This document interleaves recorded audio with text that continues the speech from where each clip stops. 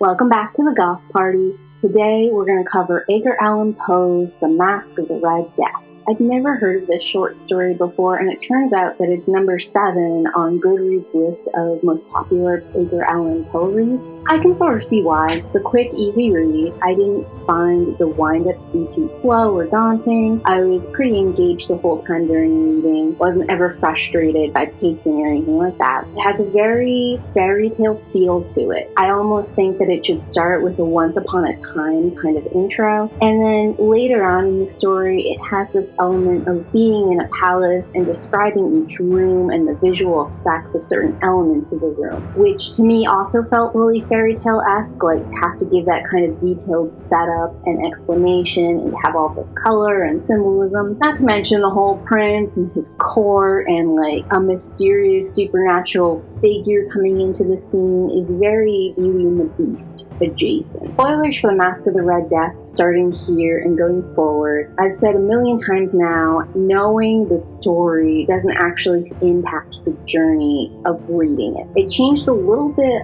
for me. I'd read a couple of these stories, gotten used to Poe's pacing, and also because I wasn't sure what was supposed to happen in the story, I wasn't sort of pushing my way through it. Short summary of this story is there is a red plague happening. A prince who is rich enough to feel he can avoid it takes his favorite court members and goes to a vacation palace so they can just keep partying through the Red Death. Instead of stepping up as a leader, trying to help his people or provide relief, trying to create rules to minimize this plague going on in his town, he's like, nah, I'm a lead for now. This isn't going to affect me, so I don't care. He takes all the extra resources and stuff he could be giving to his people and uses it to have lavish excess parties. And during one of these parties, when the clock strikes midnight and the music stops because of the loud bells, suddenly this guy in a red mask kind of takes center stage. He approaches the king and the king falls dead. And people are saying that it was the physical embodiment of the red plague that come to get him. And I guess there are a couple potential morals of this story. It could be that death comes after both rich and poor. It could be that money can't keep you safe from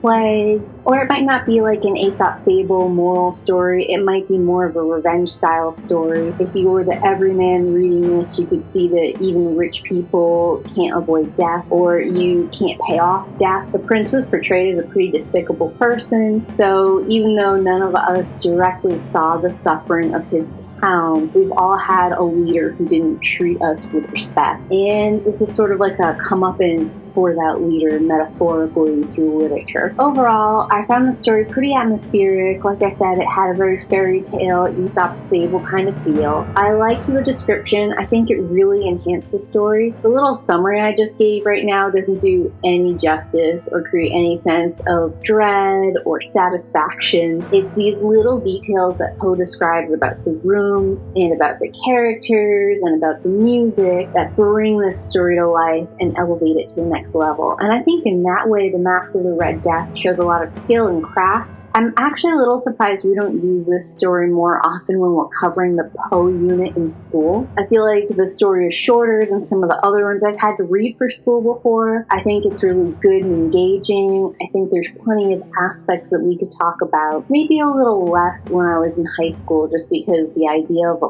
plague or a sickness was so far behind. And maybe we don't see this particular story used a lot in school also because Poe is an American author. He's often used in an American literature unit, and this story is set overseas, so maybe they wanted to focus on some of Poe's works that were set in a more American setting. But even with that in mind, he has lots of works that take place overseas. The Pit and the Pendulum, The Cast of Amontillado, and I think to that specific extent, we can see some of Poe's romantic roots, because he's part of the American Romantic movement. And so he took a place that was removed from where he was living that he could sort of whitewash all of the little scratches on it, perhaps even sort of snidely imply that these places, their best days are past them and everything was on the decline going forward. And he used Europe as that canvas. If he had used someplace like in America, a lot of Americans were portraying their own country in their writing. This is an up-and-coming place. It's something that was being built up. We didn't have this legacy of castles and lords and ladies, but what we did have was like innovation and whatever. So just the specific backdrops that we see for a lot of Poe's works, I don't think would fit into the America that was being shaped at that time. At the time of recording, I have read all 10 of Poe's most popular works according to Goodreads. I think 7 might be a little bit low for this. It's probably placed here just because we don't see this in a lot of high school and college curriculum. It's something that you would have to read just because you want to read Poe after the fact, so maybe less people have experienced it. But I think I might bump it up to number 6 on the list. But don't take my word for it. I want you guys to tell me what you think about the Masque of the Red Death in the comments down below. And if you got this far, go ahead and pop a gesture hat in those comments. Help this video out with a little bit of interaction here. And if you're looking for something else to watch, I do have a playlist right here for fairy tales, myth retellings, or things that follow that kind of patterning of folklore. Also, I have a list of horror stories that you can find here. Other than that, there's still more to come in this Gothic party. So I hope you guys haven't got tired yet. Please subscribe so you know when the next video is released. And as always, keep reading. Bye!